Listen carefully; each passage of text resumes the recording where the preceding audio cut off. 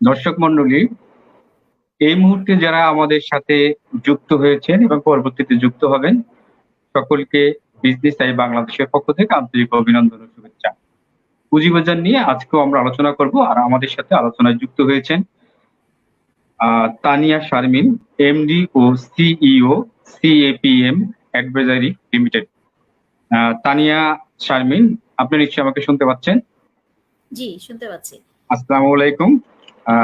আমরা এখন তাহলে শুরু করতে পারি। জি, শুরুতেই আপনার কাছে আমরা যাব। বাজেটে সরকার অনেকগুলো প্রণোদনা দিচ্ছে আমাদের পুঁজিবাজার নিয়ে, আপনি সেটা দেখছেন। সেই বিষয়ে কিছু আলাপ করতে, যে বাজারে বিশেষ করে কালো টাকা সাদা করার সুযোগ দেওয়া হয়েছে, এই বিষয়ে আপনার একটু মতামত চাই শুরুতে। বাজেটের এই বিষয়টা আসলে মানে খুবই পজিটিভ একটা ইস্যু যে কালো টাকাটাকে সাদা করতে দিয়েছে। বাট আমাদের একটা জায়গাতে একটু বোধহয় আরেকটু রিল্যাক্স হলে ভালো হতো, যে জায়গাটাতে বলেছে যে ৩ বছরের একটা লক ইন থাকবে সেই টাকাটা। তো আসলে এই ৩ বছরের জন্য হয়তো অনেকেই টাকাটা শেয়ার বাজারে বিনিয়োগ করতে চাবেন না। যেমন ব্যাংকে ক্যাশ জমা দিয়েও আপনি কালো টাকাটা সাদা করার সুযোগ দেওয়া হয়েছে। তো তাহলে কিন্তু লোকজন ব্যাংকেই নগদ টাকাটা রাখতে যাবে। সেক্ষেত্রে তারা শেয়ার বাজারে আসলে আসবেন না। তো এই জায়গাটা যদি একটু কারেকশন করে, যে শুধুমাত্র লং টার্ম ইনভেস্টমেন্টের জন্যই যদি তারা একটু শেয়ার বাজারে কালো টাকাটা সাদা করার সুযোগ দেয়, এবং ৩ বছরের লক ইনটা আসলে এত লং টার্মের জন্য অনেকে আবার করতে চাবেন না, আবার কিছু ক্ষেত্রে এটাও প্রযোজ্য, বাট একদম লক ইন যদি থাকে তাহলে আসলে অনেকেই ইন্টারেস্ট ফিল করবেন না। মানে স্মুথ করার জন্য যদি ওপেন করে দেয়া হয় তাহলে দেখবেন যে এটা আরো অনেক বেশি কার্যকরী হবে আর কি।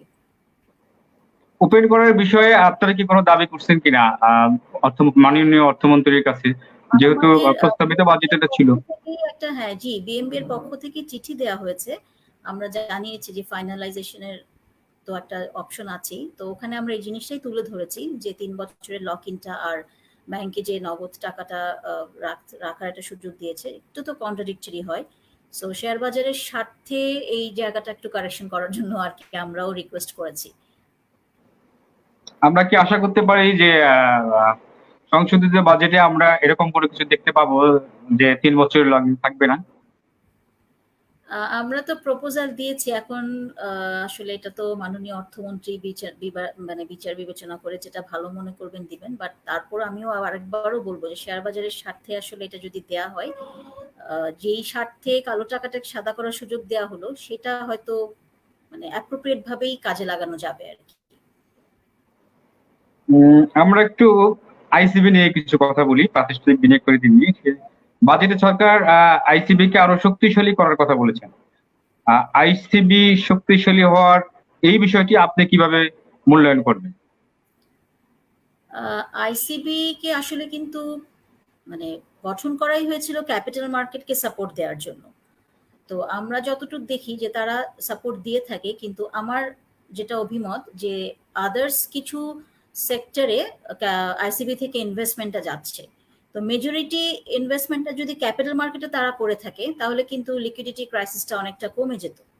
মানে ব্যালেন্সিংটা যদি সেভাবে হয় যে শেয়ার মার্কেটটাকেই ফোকাস করে ইনভেস্টটা করা হবে, তাহলে বোধহয় আইসিবি যে ভূমিকাটার জন্য তাদেরকে গঠন করা হলো তারা তাদের ভূমিকাটা সঠিকভাবে পালন করতে পারবে। সঠিকভাবে পালন করতে পারবে, কিন্তু আমরা গত কয়েক বছরে দেখলাম যে আইসিবি তার দায়িত্ব সঠিকভাবে পালন করতে পারছে না। আপনার কি মনে হয় এক্ষেত্রে তাদের কি ধরনের সমস্যা, যে এই কারণে তারা পারে না? ম্যানেজমেন্ট না অন্য কোনো কিছু? সমস্যা আসলে ইন্টারনাল তো আমি ওদিকে যাচ্ছি না, বাট আমার যেটা মনে হয়, আমি যেটা বললাম যে তাদের ফুল ফান্ডটা আমার যতটুকু ধারণা যে হয়তো আদার্স কিছু সেক্টরে যদি তারা ইনভেস্ট করে থাকে সেক্ষেত্রে তো হলো না টাকাটা।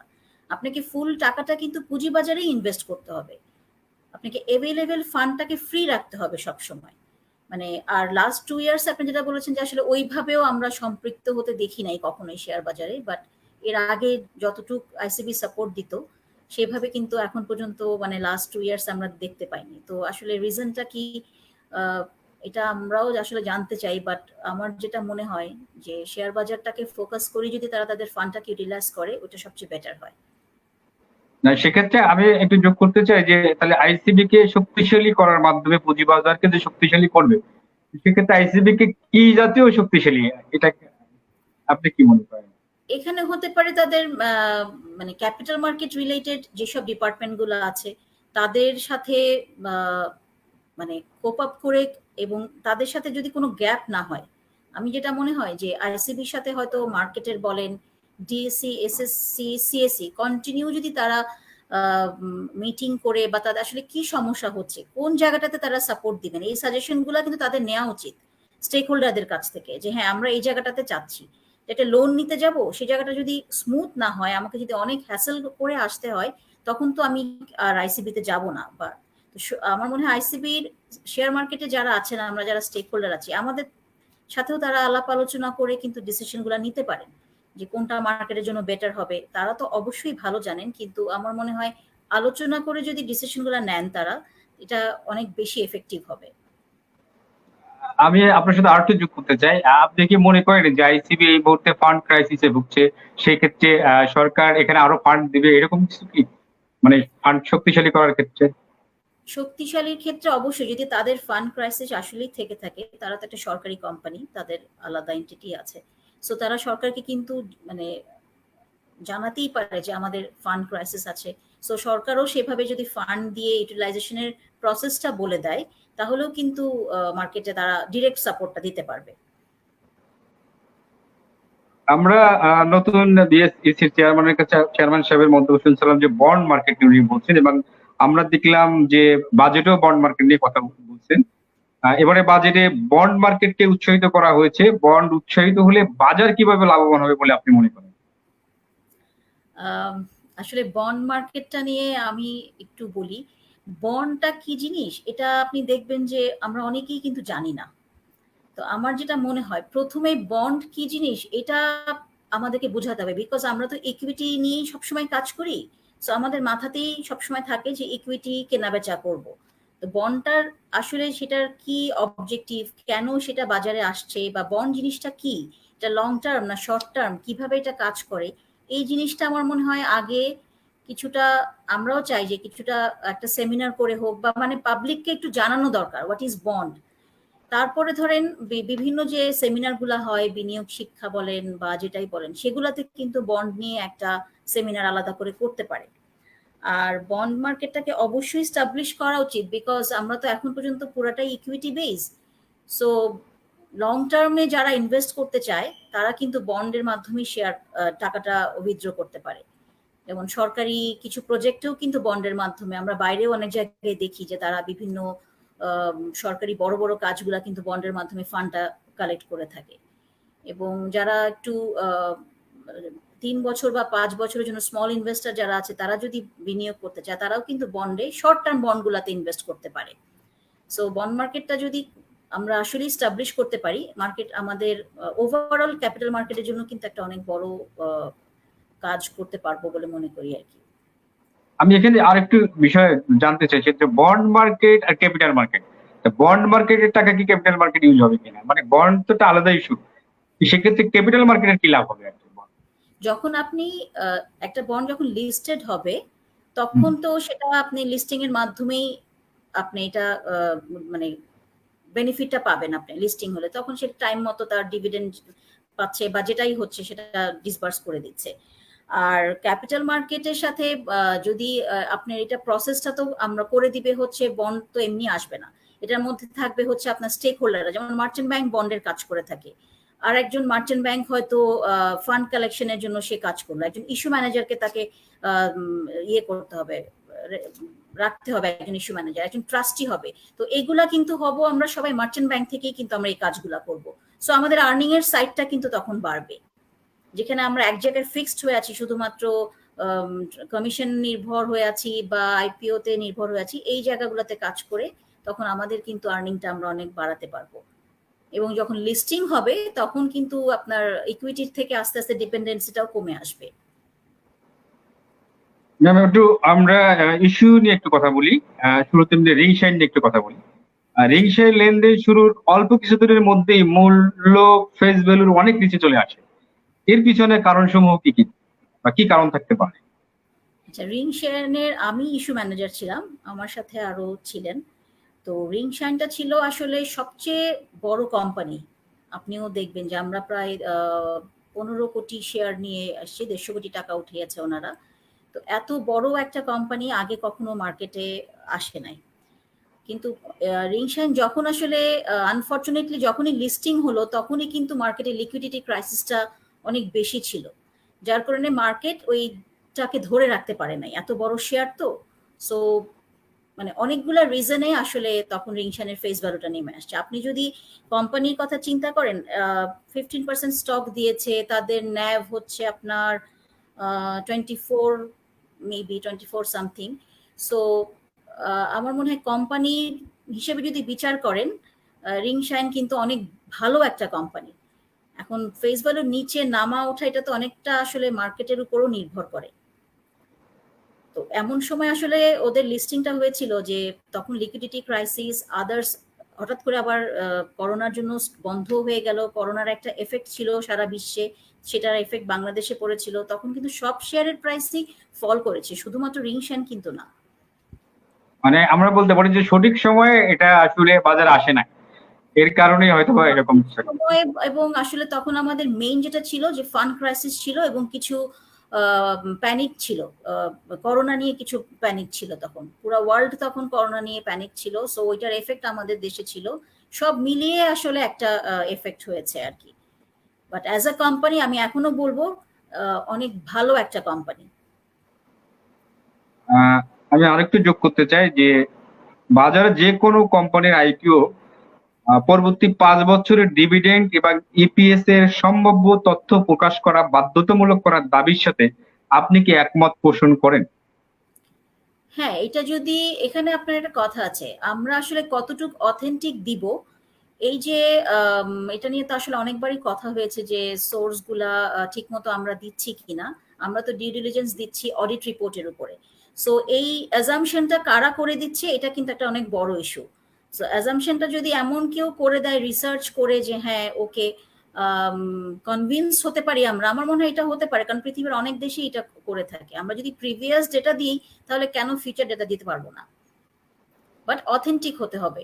মানে আপনি একটা আকাশ পাতাল কিছু দিয়ে দিলেন, ওইটা বোধ হয় না আর কি। রিজনটাও যদি সাথে দেয়া থাকে যে এই কারণে আপনি এভাবে আশা করছেন যেটা ইপিএস এরকম হতে পারে, সেটা আপনাকে মানে মনে হয় বলে দেওয়া উচিত সাথে।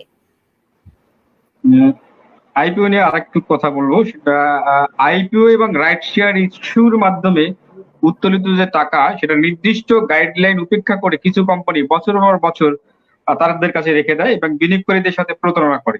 এ বিষয়ে বিএসইসি কি করণীয় উচিত বলে আপনি মনে করেন? এটা আসলে একবার একটা কোম্পানি যখন লিস্টিং হয়ে যায় তখন কিন্তু বিএসএসির চেয়েও আমার মনে হয় স্টক এক্সচেঞ্জের দায়িত্বটা সবচেয়ে বেশি। তারা কোয়ার্টারলি রিপোর্ট পাচ্ছে, তারা হাফ ইয়ারলি রিপোর্ট পাচ্ছে, এবং তাদের যে কোনো সময় মনিটরিং এরও সুযোগ আছে। সো যেটা লিস্টিং হচ্ছে একটা তো টাইম ব্যাট দেওয়া আছে যে আপনি এতদিনের মধ্যেই ফান্ডটা আপনি ইউটিলাইজ করে ফেলবেন। তো সেইভাবে করে যে কোনো ডেটা নিয়ে আপনি তো ভিজিটই করতে পারেন, তাদের কাছ থেকে তথ্য যেতে পারেন। তথ্য মানে চেয়ে যদি আপনাদের সন্তুষ্ট না হন তখন আপনি ভিজিট করেন, রিজন জানতে চান, এবং তখন আপনি আবার বিএসসিসি কে জানান। প্রসেস কিন্তু অনেকগুলো আছে, আপনাকে ইমপ্লিমেন্ট করতে হবে। আইনে কিন্তু আপনাকে বলা আছে আপনি অবশ্যই সমস্ত কিছু ভেরিফাই করতে পারবেন। তো আফটার লিস্টিং স্টক এক্সচেঞ্জের দায়িত্ব তার কোম্পানিগুলো কিভাবে চলছে সেটা চেক করা। সো সে যদি তার বিএসসিসির সাথে একসাথে কাজ করে এগুলা মনিটরিং এর মধ্যে রাখে, আমার মনে হয় না যে এটা আসলে আমাদেরও চাওয়া যে তারা মনিটর করুক। কারণ আমরা তো ইস্যু ম্যানেজার, আমরা লিস্টিং পর্যন্ত আমাদের একটা দায়িত্ব থাকে ডিরেক্ট ভাবে। তার পরবর্তীতে কিন্তু রেগুলেটরদের এন্ডে অনেক বড় দায়িত্ব থাকে যে তারা মনিটরিংটা কিভাবে করছে। আমরা একটু বর্তমান বাজার নিয়ে একটু আলোচনা করবো। আমাদের বাজার কিছুদিন যাবতই পতনের ধারে আছে, বিশেষ করে করোনার শুরু থেকেই। এর কারণ কি অনাস্থা না অন্য কিছু, কি মনে করেন আপনি? অনাস্থা তো কিছুটা আছেই, করোনা, অনাস্থা, লিকুইডিটি ক্রাইসিস, সবকিছুই আসলে আমাদের মার্কেটটা তো স্মল ইনভেস্টরদের উপরেই বেশিটা নির্ভর করে। সো যখন সামান্য একটা কারণে অনাস্থা সৃষ্টি হয় ওটা অনেক দিন পর্যন্ত চলতে থাকে। আসলে কি কারণে অনাস্থা হয়েছে এগুলো আমরা সবাই জানি, বা লিকুইডিটি ক্রাইসিস হয়েছে এটাও জানি। তো স্পেসিফিক করে যদি এই জায়গাগুলোকে রেগুলেটর এন্ড থেকে কারেকশন করা না হয় তাহলে কিন্তু আস্থাটা ফিরে আসবে না। মানে মার্কেটের সুশাসনটা আসলে প্রত্যেকটা বিনিয়োগকারী, আমরা স্টক যারা স্টেক হোল্ডার আছি সবাই কিন্তু চাই। প্রথমেই আপনাকে মার্কেটের সুশাসনটা প্রতিষ্ঠা করতে হবে, তারপরে কিন্তু আস্থা ফিরে আসবে। তার মানে আপনি কি মনে করছেন যে এর আগে মার্কেটে সুশাসন ছিল না? সুশাসন ছিল না একেবারেই আমি অবশ্যই এটা বলবো না, এটা বলা ভুল হবে। কিন্তু কিছু দেখবেন যে কিছু নিয়ে, যেমন আমি একটা যদি এক্সাম্পল দেই, যে ধরেন একটা স্টক নিয়ে একটা কোয়েরিজ হলো বা এনকোয়ারি কমিটি গঠন হলো, তখন আমরা পেপারে দেখি এনকোয়ারি কমিটি গঠন হয়েছে, 15 ডেজের মধ্যে রিপোর্ট দেয়া হবে। এরপরে আমরা আর কিছুই জানতে পারি না। এটা কিন্তু বিনিয়োগকারীদের একটা দাবি থাকবে যে তার কি হলো, কোম্পানিটা যে একটা মিসগাইড করলো ইনভেস্টারদেরকে, বা তারা কি আসলেই করলো, তারা কি দোষী নির্দোষী, সবকিছুই তারা জানতে চায়। এগুলা কিন্তু আমরা জানতে পারি না, তখন কিন্তু অনাস্থাটা সৃষ্টি হয়। এক্ষেত্রে কার্যকরী ভূমিকা কারা গ্রহণ করবে? আপনি কি বিএসসিসি গ্রহণ করবে? স্টক এক্সচেঞ্জ, বিএসসিসি দুজনকেই এখানে আসলে কার্যকরী ভূমিকা রাখতে হবে। আমরা কি এখন নতুন বিএসসি চেয়ারম্যান এবং নতুন কমিশন, আপনারা জানেন যে কিছুদিন আগে হয়েছে, আমরা কি আশা করতে পারি যে এখন আরো ভালো সুশাসন আমরা পাবো? অবশ্যই আমরা নতুন কমিশনের কাছে আশা করব যে তারা আরো সুশাসন প্রতিষ্ঠা করবেন। এটা প্রথম আমাদের চাওয়া, আমাদের শুধু না, বিনিয়োগকারী সবারই চাওয়া যে তাদের সুশাসন প্রতিষ্ঠা করবেন এবং মার্কেটে যাতে আস্থাটা ফিরে আসে। একটু আইপিও নিয়ে আবারও কথা বলবো। সরকারি শেয়ার বাজারে আনলে বাজার কতটুকু গতি পরিবর্তন হবে বলে আপনি মনে করেন, এবং এর গুরুত্ব বা কত সরকারি শেয়ার? অবশ্যই তো ভালো হবে। সরকারি শেয়ার নিয়ে তো আমরা আজকে লং টার্ম কথা বলেই যাচ্ছি, কখনোই এটা মানে আসে নাই এখন পর্যন্ত। বাট যদি আসলেই আমরা আনতে চাই তাহলে আসা উচিত, বিকজ সাপ্লাইটা যদি বাড়ে মার্কেট কিন্তু অবশ্যই ভালো হবে। আমাদের মার্কেটের সাপ্লাইটা কম, সেটা সরকারি ভাবে আসুক, নতুন শেয়ার নিয়ে আসুক, যেভাবে আসুক সাপ্লাইটা আপনাকে বাড়াতে হবে।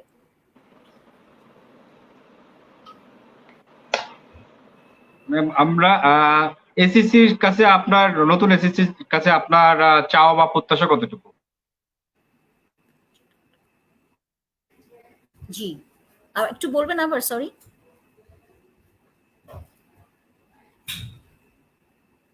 হ্যালো, আপনার কারিগরি, আপনি কি আমাকে শুনতে পাচ্ছেন? আমি শুনতে পাচ্ছি। আপনি শুনতে পাচ্ছেন?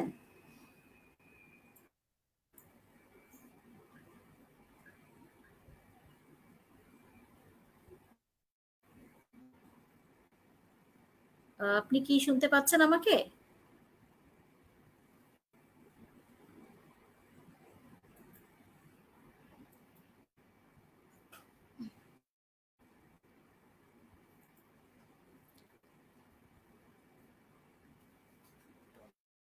বলছিলাম না, করতে গিয়ে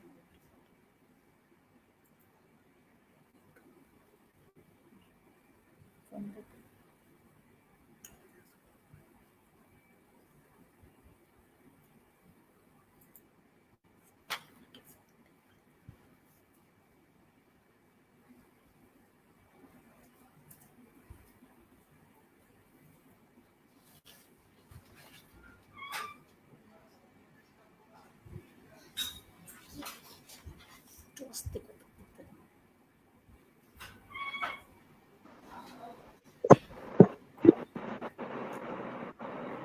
শুনতে ম্যাম কি আমাকে পাচ্ছেন? শুনতে পাচ্ছেন? হ্যাঁ, আমি শুনতে পাচ্ছি। আচ্ছা, ডিসকানেক্ট হয়েছে। হ্যাঁ, আমরা আপনার কাছে কোশ্চেন ছিল যে নতুন সিকিউরিটি এক্সচেঞ্জ কমিশনের কাছে আপনার চাওয়া বা প্রত্যাশা কি? অনেক চাওয়া। আমরা যেটা চাচ্ছি প্রথমেই, যে অবশ্যই তারা সুশাসন প্রতিষ্ঠা করবে এবং অ্যাজ এ স্টেক হোল্ডার আমাদের টাইম টু টাইম আমরা বেশ কিছু পদক্ষেপ নেওয়ার জন্য তাদেরকে চিঠি দিয়েছি, তাদের সাথে আলাপ আলোচনা করেছি। তো সেগুলা যদি মার্কেটের স্বার্থে একটু দ্রুততম ভাবে করা হয় তাহলে কিন্তু মার্কেটটা অনেক ভালো হবে। যেমন ধরেন আমরা ফেব্রুয়ারিতে দেখেছি যে একটা 2000 কোটি টাকার একটা ফান্ড শেয়ার মার্কেটের জন্য বরাদ্দ দেওয়া হয়েছিল। বাট সেটা আসলে কতটুকু ইমপ্লিমেন্ট হচ্ছে, ব্যাংকগুলা কি আদৌ ডিসবার্স করতে পারছে কিনা, আমরা স্টেক হোল্ডাররা পাচ্ছি কিনা, এই জায়গাগুলো একটু কুইক করা দরকার আসলে। এবং আমার মনে হয় যে আমাদের এছাড়াও আরো বেশ কিছু চাওয়া আছে, যেটা আমরা হয়তো লিখিতভাবেও সাবমিট করেছি। তো সেগুলা যদি তারা একটু দ্রুততার সাথে কার্যকর করেন, তাহলে আমরা আমিও মনে করি যে মার্কেটটা ঘুরে দাঁড়াবে। আমরা একটু বিদেশি বিনিয়োগের ব্যাপারে একটু কথা বলি। পুঁজিবাজারে বিদেশি বিনিয়োগ বাড়াতে কি মানে করা প্রয়োজন বলে আপনি মনে করেন? পুঁজিবাজারে ধন্যবাদ, কারণ আমি এটা নিয়ে প্র্যাকটিক্যাল আমার একটা এক্সপেরিয়েন্স আমি শেয়ার করি। আমাদের একটা প্রোডাক্ট লঞ্চ করার জন্য আমরা চেষ্টা করছিলাম, এনআরবিদের জন্য একটা প্রোডাক্ট।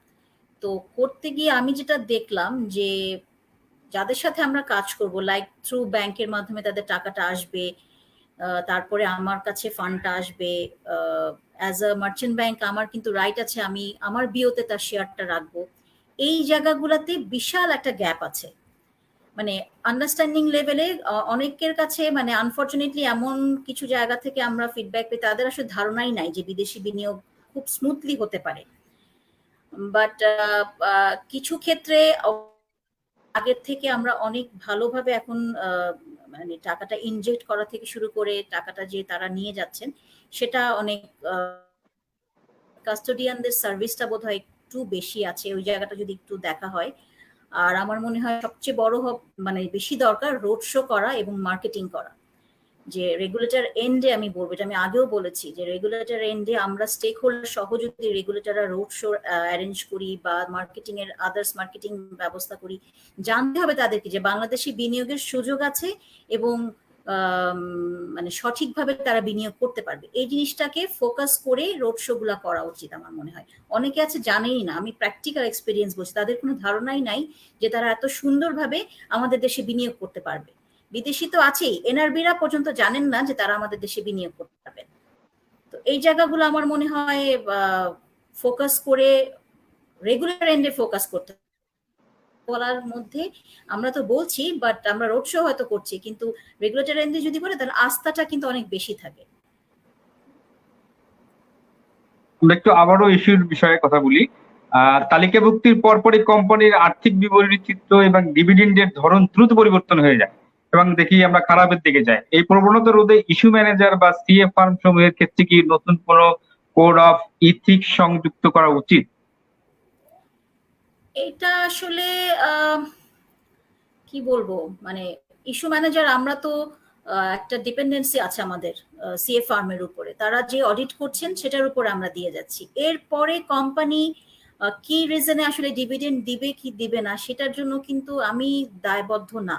বাট হ্যাঁ, আমি যদি ভুল তথ্য দিয়ে থাকি, আমি যদি মিসগাইড করে থাকি ইনভেস্টারদের, সেটার জন্য আমি লায়াবিলিটিস নিব। কিন্তু একটা কোম্পানি যদি বিভিন্ন কারণে ম্যানেজমেন্টে হয়তো যে আছে ফোকাস পয়েন্টে, ধরেন তার মৃত্যু হলো, সে কারণে দেখা যায় যে কোম্পানিটা অনেকটা অপারেশনেই অনেকটা ক্ষতি হলো।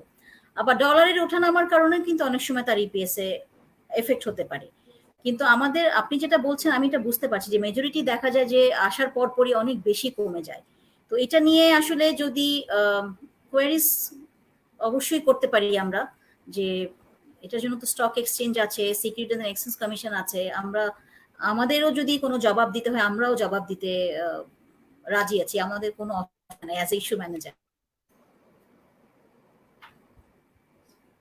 সঙ্গে আরেকটা কোশ্চেন, নতুন ইস্যু লিস্টিং এর ক্ষেত্রে বিগত 5 বছরের ন্যূনতম ক্রেডিট রেটিং এর স্ট্যান্ডার্ড নির্দিষ্ট করা জরুরি বলে প্রাতিষ্ঠানিক বিনিয়োগকারীরা বলেছেন। এই বিষয়ে বিএসইসির দিক থেকে কোনো উদ্যোগ নেওয়া উচিত কিনা? অবশ্যই তারা উদ্যোগ নিতে পারেন, তারা একজন রেগুলেটর, তাদের পক্ষ থেকে বলা আর আমরা স্টেক হোল্ডাররা বলার মধ্যে কিন্তু অনেক ডিফারেন্স আছে। সো এটা আমিও চাইবো যে তারা যদি তাদের সাথে বসে কথা বলে এই জিনিসটাকে ইমপ্লিমেন্ট করতে পারে, মার্কেটের জন্য অবশ্যই ভালো। এই বিষয়ে আরেকটি কোশ্চেন, ক্যাশ ডিভিডেন্ড এর যে ডিভিডেন্ড ওয়ারেন্টি আমরা জানি ওয়ারেন্টি ইস্যু করা হয়, এটা বন্ধ করে ইএফটিএন এর বাধ্যতামূলক করার প্রয়োজনীয়তা সম্পর্কে আপনার অভিমত কি? অবশ্যই কোম্পানিগুলার ইএফটিএন এর মাধ্যমে ক্যাশ ডিভিডেন্ডটা ডেলিভারি দেওয়া উচিত। এখন তো এখনো অনেক কোম্পানি আছে এটা করে না, এক্ষেত্রে আসলে কি করণীয়? অনেকেই করে না। সেক্ষেত্রে আমার মনে হয় একদম একটা গাইডলাইন দিয়ে দেওয়া উচিত, যে একটা আইন করেই যদি দেওয়া হয় তাহলে তারা দিতে বাধ্য। আচ্ছা, এটা গাইডলাইন দিতে তারা বাধ্য করতে, এটা বাধ্য তো বিএসসিসি করতে পারে। বিএসসিসি করতে পারেন এটা, যে তাদেরকে কিভাবে তারা ডিসবার্সটা করবে। অনেকেই বলেছেন যে এই বাজারে নতুন আইপিও আনা ঠিক হবে না, আবার অনেকেই বলছেন ঠিক। আপনার অভিমত জানতে চাই। সাপ্লাই বাড়লে তো অবশ্যই, মানে আইপিও না আসাতে লাস্ট ইয়ারও তো আমরা দেখলাম মার্কেট তো সেমই থাকলো, অনেক কম আইপিও এসেছে। ইনফ্যাক্ট আমাদেরও অনেক মানে আমরাও ওইভাবে করে আইপিও মানে আমাদের পাস হয় নাই। বাট তাতে কি মার্কেট ভালো হয়ে গেছে? ভালো কিন্তু হয় নাই, আমরা একটা জায়গাতেই স্টাক হয়ে আছি। আপনি এক জায়গায় আপনি সরকারি শেয়ার আনার জন্য বলছেন, আবার আরেকদিকে আইপিও বন্ধ করতে বলছেন, জিনিসটা তো কন্ট্রাডিক্টরি হচ্ছে, তাই না? সো সাপ্লাই অবশ্যই বাড়াবেন, তখনই ম্যানিপুলেশনের সুযোগটা কমে যাবে। আইপিওর আপনার কোনো কাছে বিনিয়োগকারীদের পক্ষ থেকে আমার একটা কোশ্চেন, যে এই মুহূর্তে বাজারে বায়ার সংকট, সেই ক্ষেত্রে আমরা কবে নাগাদ বায়ার পেতে পারি, বা মার্কেট স্বাভাবিক লেনদেন শুরু হতে কতদিন সময় লাগতে পারে আনুমানিক, যদিও বিনিয়োগকারীদের উদ্দেশ্যে যদি কিছু বলেন। এটা তো আসলে ওই যে একটা প্রাইসটা ফিক্সিং এর জন্য একটু লেনদেনটা কমে গেছে। সো এটা আসলে রেগুলেটর ভালো বলতে পারবেন যে তারা কি চিন্তা ভাবনা করছেন, যে আসলে তো আমাদের একটু ভলিউমটা একটু এফেক্ট হয়েছে। মেবি এটা হয়তো অ্যাবজর্ভ করতে একটু সময় লাগতে পারে। আর এছাড়া আমি আসলে আর এটা নিয়ে কিছু বলার নাই আমার, কারণ একটা লেভেলে কিন্তু আছে, আবার প্রাইসটাও কমছে না। একই দিকে প্রাইস কমে গেলেও বিনিয়োগকারীদের কথা চিন্তা করেই নিশ্চয়ই রেগুলেটর এন্ডে এটা করা হয়েছে। আবার এখন সেক্ষেত্রে দেখা যাচ্ছে যে টার্নওভার কিছুটা কমে গেছে। তো সবকিছু একটু টাইম দেওয়া উচিত আমার মনে হয়। আমরা আর একটু দেখি, মানে খুব অল্প সময়ের মধ্যে কোনো একটা কমেন্ট না করাটাই আমার মনে হয় বেটার। আমি বলতে চাচ্ছি ম্যাম, যে বাজারে আসলে কিসের সংকট এখন? তো বাজেটে আমরা দেখলাম, বাজেটে কালো টাকা সাদা করার সুযোগ দিল, তারপরে এফডিআর রেট, ব্যাংকের এফডিআর রেট কমানো হলো, মূল্যস্ফীতির তো দেখলাম যে সমান সমান এফডিআর রেটের কাছাকাছি। সবকিছু মিলিয়ে আর কি সরকার, বিএসসির নতুন কমিশন, সবকিছু তো মার্কেটের পক্ষে। সেক্ষেত্রে কি আস্থার তো আর কোনো ঘাটতি এই মুহূর্তে থাকার কথা না। সেক্ষেত্রে কি শুধু কি করোনার কারণে কি মার্কেট এরকম, না অন্য কোনো কারণ থাকতে পারে? করোনা তো অবশ্যই একটা কারণ, কিন্তু আমি কিছুক্ষণ আগেও আপনাকে বলেছি যে আপনি যেগুলা বললেন যে কালো টাকা সাদা করতে দেওয়ার সুযোগ, তারপরে আদার্স যেসব সুযোগগুলা দেওয়া হয়েছে সেগুলা ইমপ্লিমেন্টটা আসলে বাজেট হলোই থার্সডেতে, আর আজকে হচ্ছে আপনার টিউসডে, মানডে। সো আপনাকে সাথে সাথে আমরা এফেক্টটা পাবো না, কিন্তু যেই সব আইনগুলা করা হয়েছে বা যেসব আইনগুলা পাইপলাইনে আছে, যেসব প্রসেসগুলা পাইপলাইনে এতদিন পর্যন্ত পড়ে আছে, সেগুলাকে যদি দ্রুতভাবে ইমপ্লিমেন্ট করতে না পারেন তাহলে কিন্তু মার্কেটের সিনারি চেঞ্জ হবে না। আপনি বললেন ২,০০০ কোটি টাকা আপনি মার্কেটে ইনজেক্ট করবেন, কিন্তু এখন পর্যন্ত আমার জানা মতে এটা নিয়ে কোনো কাজ হয়েছে কিনা আমি জানি না। সো এই জায়গাগুলাতে কি আমরা এখন পর্যন্ত পিছিয়ে আছি না? আমরা আশাবাদী খুব শীঘ্রই হয়তোবা এই বিষয় নিয়ে কাজ হবে। কোভিড-19 এর কারণে অনেক কিছু থেমে গেছে। আমরা ১২,০০০ কোটি টাকাও মার্কেটে প্রণোদনা হিসাবে আসছিল। ৫০টা ব্যাংক পাওয়ার কথা ছিল। কিছু ব্যাংক নিচে, বাকিগুলো আমার কথা ছিল। এর ভিতরেই তো আবার লকডাউন, আমরা নিতে পারি না হয়তোবা। তো শীঘ্রই আমরা হয়তোবা পাবো। এখন যেহেতু আমরা চেষ্টা করছি বাজে মার্কেটটাকে একটা স্টেবল জায়গায় আনার জন্য বা অনাস্থা জায়গাটা থেকে বের হয়ে আসার জন্য, সো এখন আমরা বোধহয় এই যেসব জায়গাগুলো থেকে আমরা একটু পিছিয়ে ছিলাম এগুলা নিয়ে একটু কাজ করলে বোধহয় দ্রুততার সাথে মার্কেটটাকে আমরা একটা ভালো জায়গায় দেখতে পারবো। সর্বশেষ কোশ্চেন আপনার কাছে, বিনিয়োগকারীদের উদ্দেশ্যে কিছু বলেন। এই মুহূর্তে তাদের কি করণীয় উচিত? সবাই, আপনি জানেন, সবাই একটু হতাশার মধ্যে আছে, আতঙ্কিত আছে। এই মুহূর্তে তাদের জন্য আশাবাদী কিছু বলেন। আশার কথা শুনতে চাই সবাই। এই মুহূর্তে বলবো সবাই বাসায় থেকে ট্রেড করার চেষ্টা করেন। সুস্থ থাকলেই আপনারা ট্রেড আবারও করতে পারবেন, আবারও প্রফিট নিতে পারবেন। এখন হচ্ছে সুস্থ থাকাটা জরুরি। বাট মার্কেটের কথা বলবো যে যেসব আমাদের কমিশন নতুন, যেসব রুলস রেগুলেশন গুলা কিছু চেঞ্জ হয়ে আসছে, কিছু নতুন নতুন বাজেটে যেসব জিনিস এসেছে, সেগুলা যখনই ইমপ্লিমেন্ট আমরা একটা জায়গায় করতে পারবো তখনই দেখবেন যে মার্কেটটা একটা ভালো জায়গায় চলে আসবে। এখন তো যেহেতু মানে খুব বেশি ট্রেডও হচ্ছে না, সো এখানে হতাশ হওয়ার মনে হয় না কিছু নাই। আমরা তো অনেক দেখেছি এরকম এই মার্কেট তো এর চেয়েও খারাপ জায়গা থেকেও আমরা ব্যাক করেছি। সো আমার মনে হয় আমরা ব্যাক করবো ইনশাল্লাহ। আমরা আপনাকে আমাদের অনুষ্ঠানে যোগ দেওয়ার জন্য অনেক অনেক ধন্যবাদ। আমরা এখনই শেষ করব। শেষ করার আগে দর্শক মন্ডলী যারা আমাদের সাথে ছিলেন সবাইকে বিজনেস আই বাংলাদেশের পক্ষ থেকে আন্তরিক অভিনন্দন ও শুভেচ্ছা। দর্শকদের উদ্দেশ্যে আপনি বিদায় নিতে পারেন। ধন্যবাদ যারা কষ্ট করে এতক্ষণ আমার বক্তব্য শুনেছেন তাদের সবাইকে অনেক শুভেচ্ছা। সবাইকে অনেক অনেক ধন্যবাদ ও শুভেচ্ছা জানিয়ে আজকের মতো এখানে শেষ করছি। খোদা হাফেজ। আল্লাহ হাফেজ।